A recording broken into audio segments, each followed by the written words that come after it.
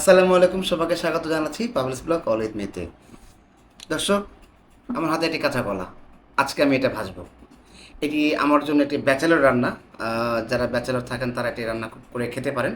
আমি এটা সবসময় এটা করে খাই। কাঁচা কলাটি আমার খুব প্রিয়। তো এটি আজকে ভেজে একটি চিপসের মতো করে গরম ধোয়া ওঠা ভাতের সঙ্গে আমি খাবো। তো ভাবলাম যে আপনাদেরকে একটু দেখাই এটা কীভাবে ভেজে খেতে হয়। চলুন দর্শক, শুরু করি। কলাটা আমি একটু আগে থেকে ধুয়ে নিয়েছিলাম। ধুয়ে নিয়ে এটা আমি আগে প্রথমে এর ছালটি আমি ছাড়িয়ে নিলাম। এরপর আমি একটু পাতলা করে গোল গোল করে একটু কেটে নিলাম। কেটে নিয়ে আমি এর মধ্যে যে উপকরণগুলো মেশাতে হবে, ধনিয়া এবং কালো জিরা, মরিচের গুঁড়া, হলুদের গুঁড়া, আদা রসুনের পেস্টটা দিলে ভালো, স্বাদটা একটু অন্যরকম লাগে, এবং স্বাদ মতো লবণ।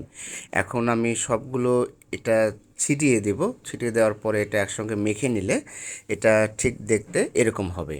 তো এরকম হওয়ার পরে আমি একটু তাওয়াতে একটু হালকা তেল দিয়ে দেব। তেল খুব বেশি দিতে হয় না, এটা অল্প একটু তেলে একটু ভেজে নিলে হয়ে যায়। সো সবগুলো তেলে আমি এটা ছেড়ে দিলাম।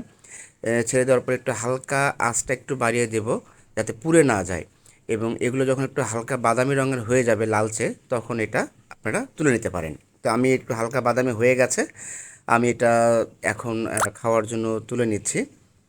এটা আমি দিয়ে দেবো। আর বাকি যে আমার মাখানো যে কলাগুলো ছিল সেগুলো আমি পরে ভেজে নেব। চলুন দর্শক, আমি কলাগুলো আগে ভেজে নিয়ে নিই।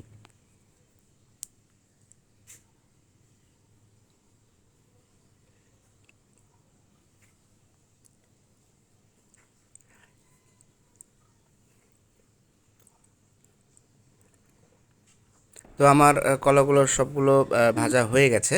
এখন খাবার পালা। আমি এই যে সাথে একটু আমার আগে থেকেই করে নেওয়া কিছু ভাজি ছিল, লেবু, ডাল এবং আপনার এই কলা ভাজি নিয়েছি। একেবারে ক্রিস্পি লেগেছিল। যাই হোক, ভিডিওটি শেষ করছি। দর্শক, আমার চ্যানেলটি যারা সাবস্ক্রাইব করেছেন তাদেরকে অসংখ্য অসংখ্য ধন্যবাদ। যারা সাবস্ক্রাইব করেনি তাদেরকে সাবস্ক্রাইব করার জন্য অনুরোধ করছি। নতুন আরও একটি পর্ব দেখার আমন্ত্রণ জানিয়ে আমি আজকের পর্ব আমি এখানেই শেষ করছি, সাথে আমার খাওয়াও শেষ করছি। সবাই ভালো থাকবেন, সুস্থ থাকবেন। আসসালামু আলাইকুম।